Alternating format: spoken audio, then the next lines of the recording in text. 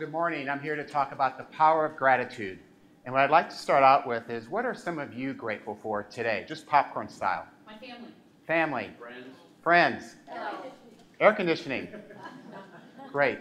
Well, I'm grateful to be here today, and I'm grateful that you're here today. So what we're going to talk about is, now some of you maybe struggled when I asked you that, and you didn't think of something right away. Others, maybe you thought of something, but you didn't want to yell it out, and then there were others of you that yelled it out right away. But regardless of whether you struggle with gratitude or not, we're all going to learn something today about why do we want more gratitude, what's in it for us, and then also, how do I get more gratitude once I determine I want more gratitude? So to start us all off here, I'd like to read a story, a quick story. Anybody ever been to Old Faithful in Yellowstone National Park? May I raise your hands? Great. Well, then you'll understand this. So author Philip Yancey writes, I remember my first visit to Old Faithful in Yellowstone National Park.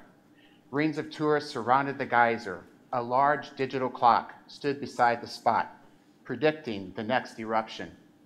My wife and I passed the countdown in the dining room of Old Faithful Inn.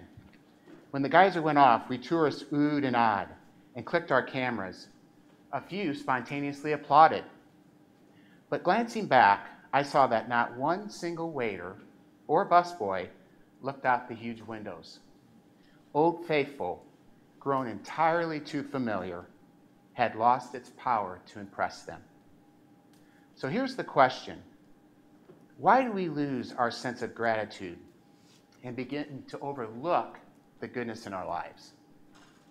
So oftentimes, gratitude is around us, but it's become familiar to us. And we forget about all the things like maybe, why did I fall in love with my spouse? Or, why was it so special when my kids were small? We forget all that. So we're going to talk about what's in it for you to have more gratitude in your lives. So who's read the book, The Secret? Anybody? Okay, regardless of what you believe about The Secret, there's one part of The Secret that I feel is it's easy to remember, and I think it's very powerful. And that is, what we think and think about, we bring about. So what we think and think about, we bring about. And as Monica mentioned, I co-authored a book, and it's about pursuing a life of significance. And part of that significance versus success is to be grateful for what we have, but also continuing to strive for what we want.